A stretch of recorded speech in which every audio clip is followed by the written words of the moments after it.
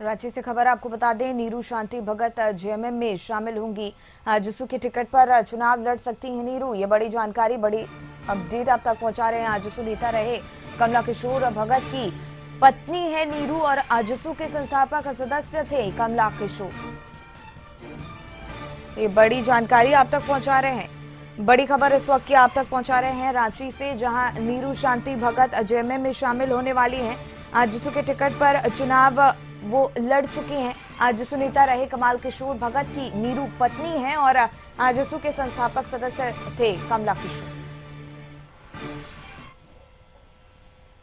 आजसू का दामन छोड़ अब जेएमएम का दामन थामने जा रही है लोहरदगा के नीरू शांति भगत। नीरू शांति भगत के बारे में कहा जाए तो ये पूर्व विधायक कमल किशोर भगत की धर्मपत्नी है, जो पिछले विधानसभा में रामेश्वर उन्नाव से शिकस्त के बाद अपने निजी कार्य को लेकर हेमंत सोरेन से मिली थी, जिसके बाद वो हेमंत सोरेन के समक्ष अपनी बातों को रखे, उनका काम को देखकर उस जेएमएम में शामिल होने की इच्छा जाहिर की थी और आज वो जेएमएम में शामिल होने जा रही है। हमारे साथ बात करने के लिए नीरू शांति भगत है। सबसे पहले तो आपको जेएमएम के दामन थामने के लिए ढेर सारी शुभकामनाएं।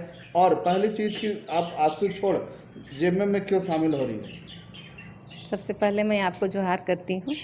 आपका क्वेश्चन था कि आप आजसू छोड़ जेएमएम में शामिल हो रही है कि आप देख ही रहे हैं कि जब हमारे साथ इतना बड़ा हादसा हुआ, हादसा होने के बाद मैं सीधे लोहरदगा आई। लोहरदगा आने के बाद मैं पूरा तन मन से यहाँ लोगों के साथ मिलना जुलना सब कुछ करने लगी और इतना कुछ करने के बाद फिर जब चुनाव आता है तो उसमें क्या होता है कि लोग आजसू के लोग ही दो खंभों में बट जाते हैं। फिर भी मैं हिम्मत नहीं हारती हूँ, फिर भी मैं अपना चुनाव की तैयारी करती हूँ और चुनाव के टाइम देखने को मिलता है कि मुझे यहाँ अपने ही लोगों से धोखा मिलने के बाद मैं चुनाव हार गई। हार जीत तो लगा ही रहता है, लेकिन चुनाव सब कुछ होने के बाद भी होता क्या है कि यहाँ मुझे टॉर्चर किया जाता है। तो इस तरह का जो टॉर्चर किया जाता है तो मुझे बहुत तकलीफ़ होता है कि चुनाव हारने के बाद भी लोग मुझे छोड़ा नहीं।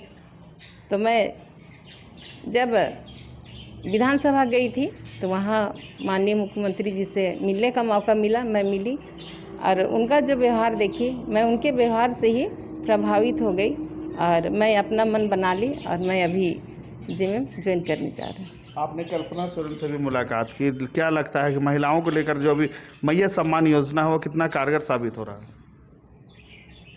मुझे उनसे मिलने का भी मौका मिला, मैं उनसे भी बहुत प्रभावित हुई और अभी जो महिलाओं को आगे बढ़ने के लिए वो मैया सम्मान योजना वो दे रहे हैं, तो महिलाएं अभी उन पैसों से अपना जो भी काम है वो कर रही हैं।